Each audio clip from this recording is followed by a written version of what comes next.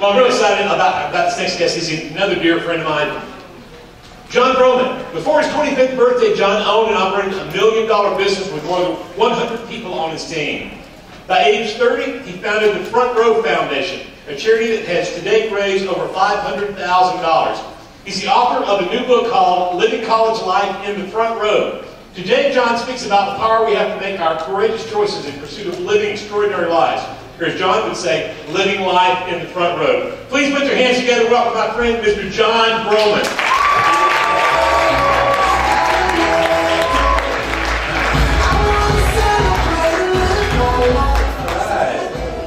Yeah, very cool. If you love a good road trip, say, oh yeah. Oh yeah. Yeah, me too. I was in a car on a road trip, and I pulled up to a toll booth. Normal day. Lady leans out. She's probably in like her late 70s.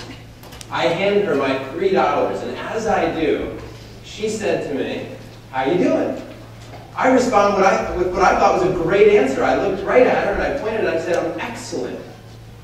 And then she did something totally shocked me. She looked right at me in the eye, and she pointed and she went, "No!"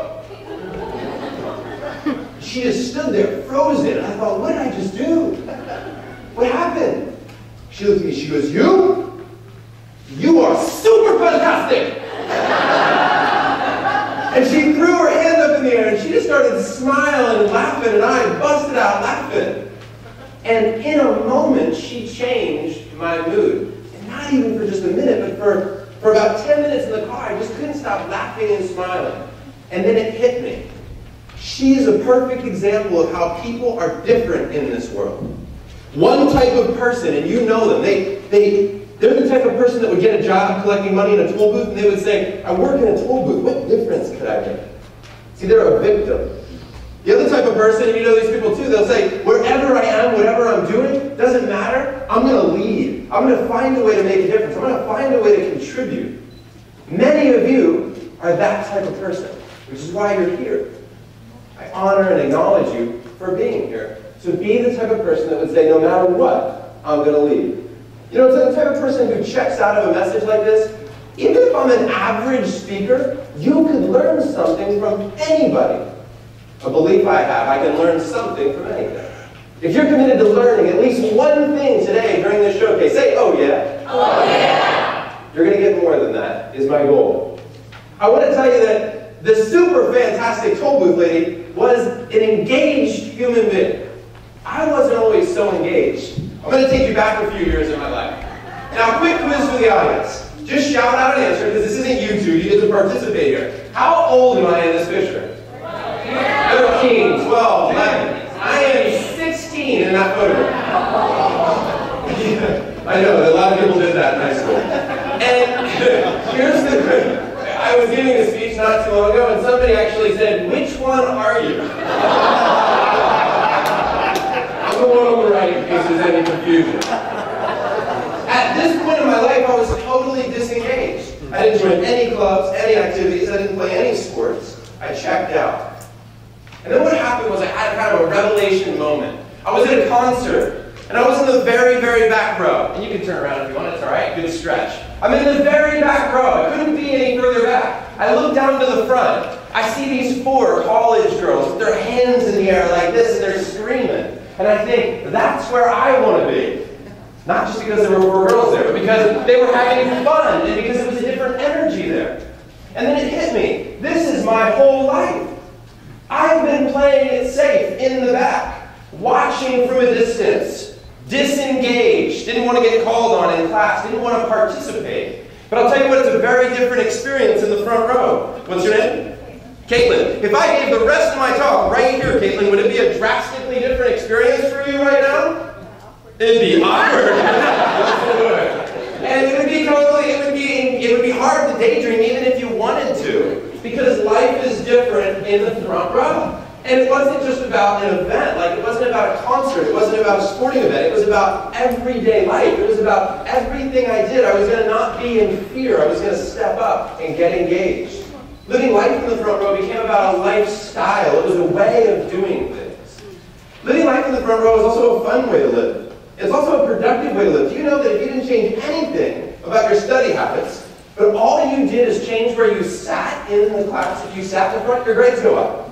Proven. It's just because you can't check out. Sometimes we need to force ourselves to be engaged, but that's better for our lives. The front row experience is also a fun one. And I learned a lot of fun things from my son. My son is 2.5 years old. This is my son, by the way. This is Tiger. Now, Tiger, if he can have this much fun, this is a video for sure. If he can have this much fun with a vegetable, we can have fun at this APCO conference. All right, check this out. Where'd it go?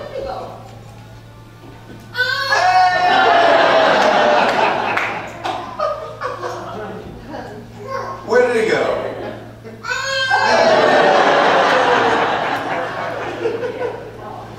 Where did it go? Where did it go? Oh, where did it go? Good kid. Hey, who loves to have fun? Say, oh yeah. Oh, yeah. Who loves good jokes? Oh, yeah. Look at that. I didn't even say oh yeah. Because it's so good. If you have a good, clean joke that you love to tell, put your hand up in the air and say, oh yeah. Oh yeah. Now, which one of you, with your hand up, if you have a good, clean joke, which one of you would like to share that clean joke with the whole room? You're not, your head not, is it good? You know this one? Is that a good one? Steven, come on up to the front of the room. Ladies and gentlemen, Steven!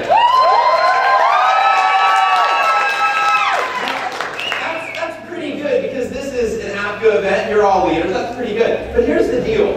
And, you know, when I'm in London or LA, I see there's different types of people in the room. One type of person is the type of person that would just, you know, they would clap and cheer even if they don't know this gentleman. Because that's the way they are. Other type of people are like, I don't know, I'm not going to clap. Or I'm just bored, I'm not going to clap, right? But I love people that start the ovation. Like, I love people that are the spark.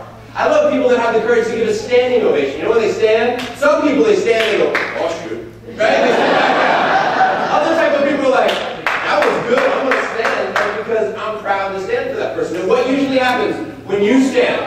Other people stand. Here's what's going to happen. You're going to tell your joke in just a second, and this group is going to laugh out loud like they've never laughed before. Now here's the key. As soon as even if it's the worst joke you've ever heard, I want you to bust out hysterically laughing. Here's what helps. I know this because I do this a lot. Just turn to the person next to you and look at them and point, and it makes the laughing even better.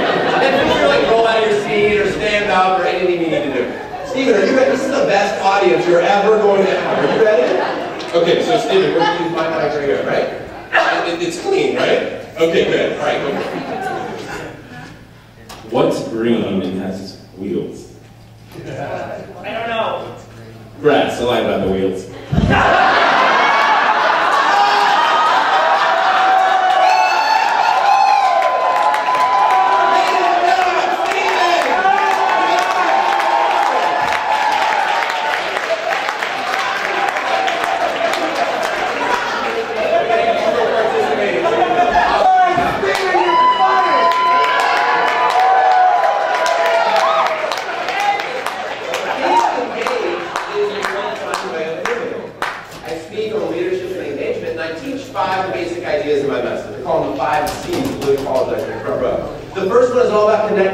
Connecting with people, forming great relationships. People I interview will tell me the thing they regret most about when they graduate college, that they would wish they would have done differently, is build better relationships. We judge people too quickly. We don't form powerful relationships like we could and should. I remember one time I went to go see Dave Matthews. I don't know if and I was walking down a hallway and I passed a guy carrying a guitar with stickers all over it, and I kept saying to myself, this guy's hoping he runs into Dave Matthews. And I blow him off. I walk right past him in the hallway until I stop dead in my tracks and it hits me. Who was it? Yeah. I just blew off Dave Matthews because I was judging him. I learned that we need to treat everybody like a rock star. That's what we need to do. Treat everybody we meet like they're a rock star. We see what we seek in people. You want to look for the bad, you'll find it. You want to find the bad in me, you want to find bad in the speech or any of these speakers, you'll find it. You want to find something good, that's your choice. That's not their choice. You might like somebody better than another person, but for you to get something out of it, that's your choice. Connecting, the power of connecting. The second point I talked about is the power of creating, and we create our own reality. Let me prove it to you. Right now, what I want you to do is I want you to rate your energy on a 1 to 10 scale, 10 being the highest that your energy could be. Now what I want you to do is in a second, I'm going to have you jump up out of your seat and you're going to hug the person to your left and hug the person to your right. But not like this. How do you say your name? PJ, can I have you volunteer for a second? Not like this. Don't hug like, oh, who's this guy? Why is he here? But I'm talking like, oh my gosh, it's so great to see you. Now gentlemen, if you're next to a woman, please be respectful. And if you see somebody that's like, I'm not going to participate, grab them and hug them, like, you know what I mean? Like, just make them do it, right? Now here's the deal. I can give this speech anywhere, and here's what I see in the audience. I look out and I see some people like this. Do it, John. Do it. I'm ready, right? I see other people like this. Oh, man. This is a chance to push yourself out of your comfort zone. Are you ready to say, oh yeah? Oh yeah! On 3, hug the person to your left and your right. If you have to go around the room or do whatever, that's fine. 1, 2, 3, go! Do it!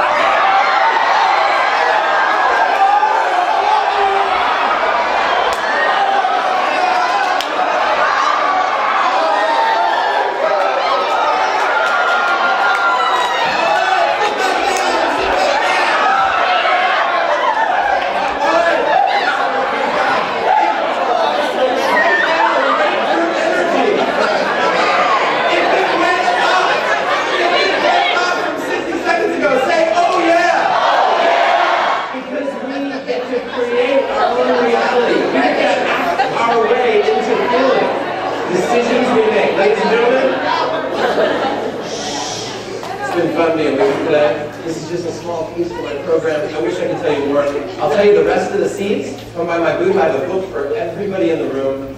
Thank you very much.